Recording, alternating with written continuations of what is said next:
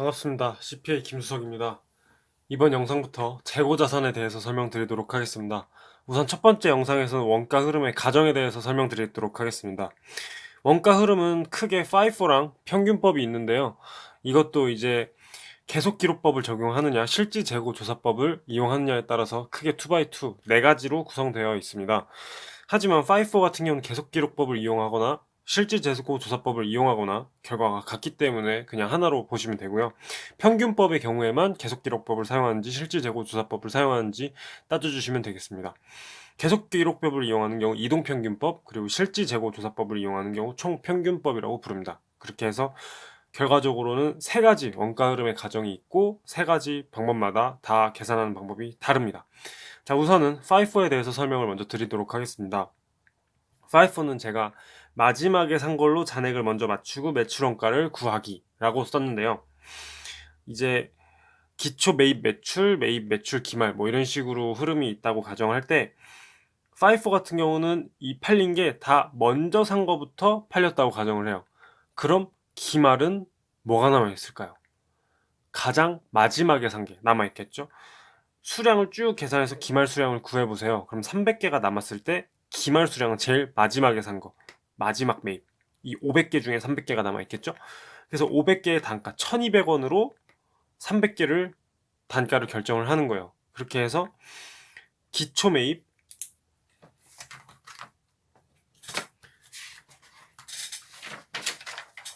예를 들어 기초, 재고자산 T 계정을 한번 그려볼게요. 기초 금액이 있을 거고요. 매입 금액이 있을 거고요. 매출 원가가 빠지고 이제 기말 금액이 적힐 건데요. 기초 금액과 매입 금액은 다 줄 거예요.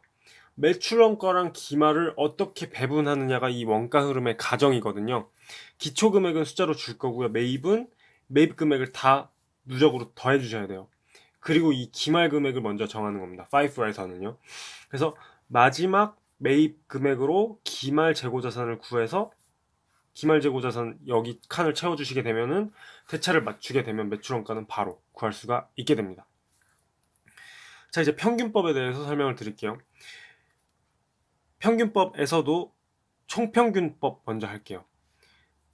일단 계속기록법이랑 실질재고조사법이랑 어떻게 다르냐면요. 계속기록법은 팔 때마다 판매가 생길 때마다 매출원가를 계속해서 기록을 해주는 방법이고요. 실질재고조사법 같은 경우에는 기말에 창고조사를 하면서 실제 기말에 몇 개가 남아있는지 파악을 해서 한 번에 매출원가를 구하는 방식입니다.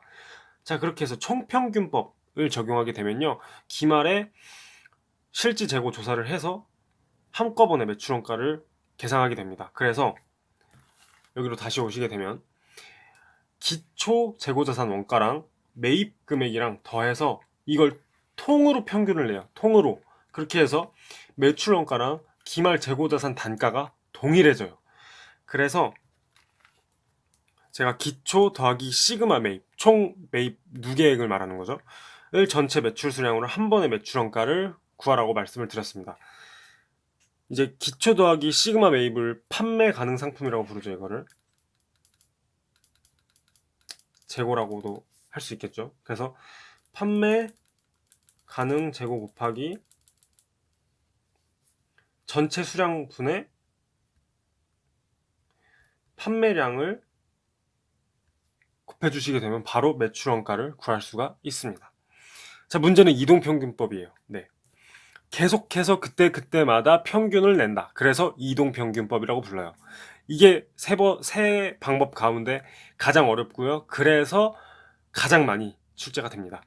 그래서 제가 표를 이렇게 그려드렸는데요. 수량 단가는 문제에서 제시를 해줄 거예요. 뭐 친절한 문제 같은 경우 이 둘을 곱한 금액까지 문제에서 제시를 해줄 거고요. 이 문제를 풀기 위해서 키포인트는 잔액과 잔량을 쓰는 겁니다. 이 잔액과 잔량을 써야 문제를 쉽게 풀 수 있어요. 간단해요. 일단 잔량부터 갈게요. 수량 200개에서 500개를 사면은 몇 개가 남아요? 700개가 남죠?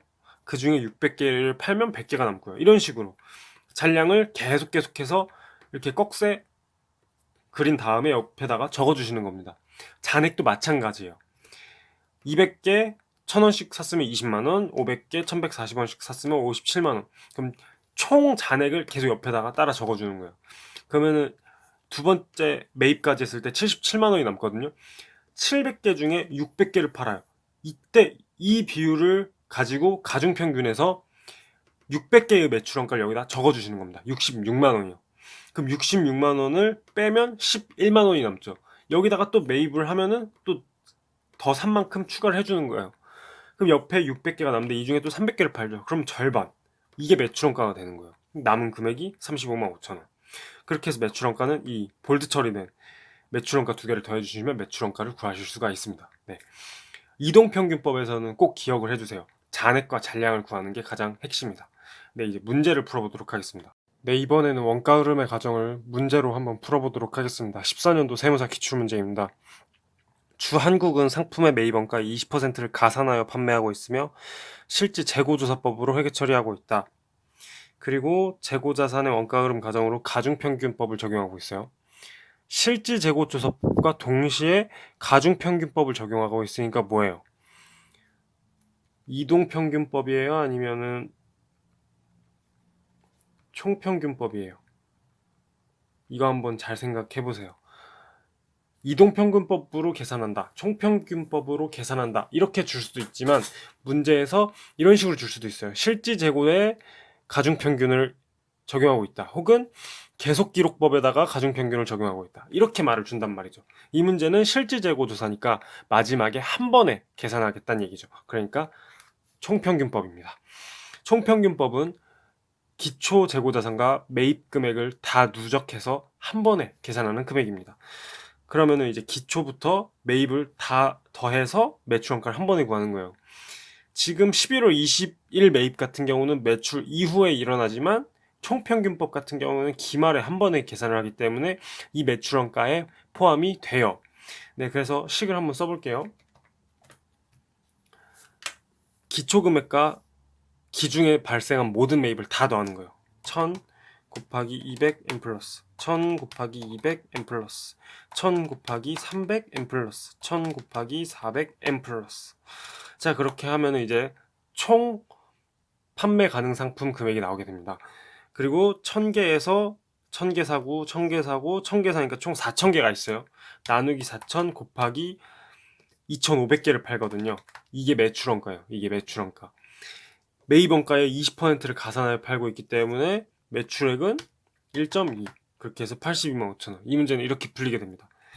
자, 그렇다면 다른 문제로도 한번 풀어봐야겠죠. FIFO인 경우, 그리고 이동평균법인 경우도 한번 풀어볼게요. 자, 일단 FIFO부터. FIFO는 기말 재고자산을 먼저 맞춘 다음에 매출원가를 구하라고 제가 말씀을 드렸어요. T계정을 그리면 기초, 매입, 매출원가, 기말, 네, 이렇게 되는데요. 기말을 먼저 맞추세요. 기말은 그러면은 4000개 중에 2500개가 팔려서 1500개가 기말에 남거든요. 그럼 그 1500개는 뒤에서부터 찾으세요. 1000개 11월 20일 거, 500개 6월 10일 거. 그러니까 1000 곱하기 400, 500 곱하기 300. 네, 이렇게 됩니다. 그리고 여기에 전체 금액이 적힐 거고요. 전체 금액에서 기말 금액을 빼게 되면 매출원가가 나오게 됩니다. 자, 그러면은 아까 이 총 금액이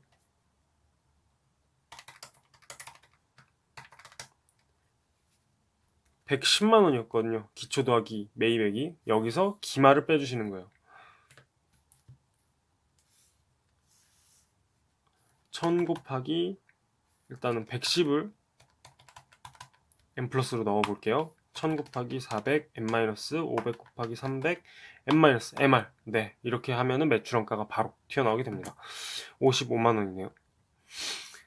자, 이제 마지막으로 이동평균법입니다. 이동평균법이 조금 어렵다고 제가 말씀을 드리고 별도의 풀이 방법을 따로 가르쳐 드렸어요.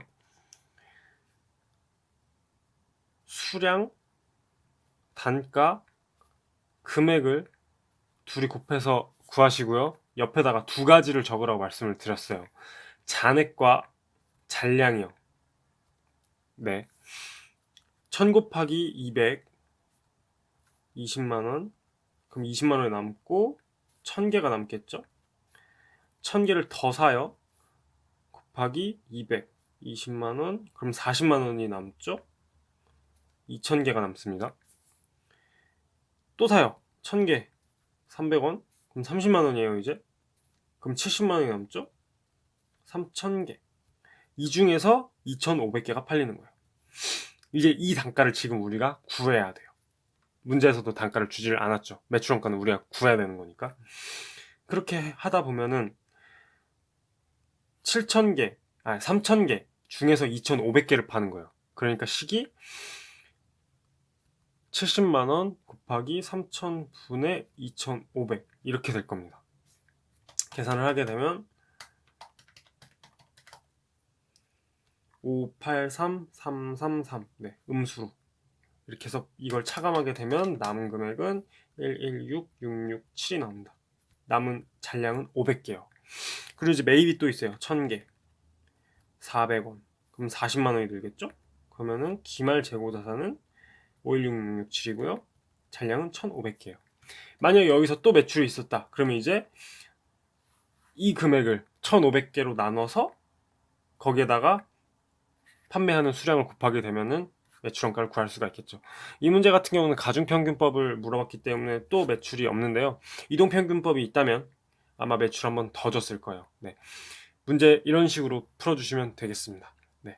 다음 영상에서 뵙겠습니다. 구독, 좋아요 부탁드리겠습니다.